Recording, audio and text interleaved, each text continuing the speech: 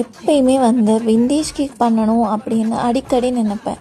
But ஏன்னா நம்மளோட கஸ்டமர்ஸில் most of the customers வந்து ஜாகரி, ராகி இல்லை வீட் ஃப்ளோர் இந்த மாதிரி வரும்போது மோஸ்ட் ஆஃப் த கஸ்டமர்ஸ் சொல்கிறது என்னென்னா நிறையா க்ரீம் வேண்டாம், நிறையா வந்து ஸ்வீட்னஸ் வேண்டாம், எல்லாமே வந்து ஒரு ஒரு மிதமான ரேஞ்சில் இருந்தால் போதும் அப்படின்னு தான் வந்து நிறைய கஸ்டமர்ஸ் சொல்லுவாங்க.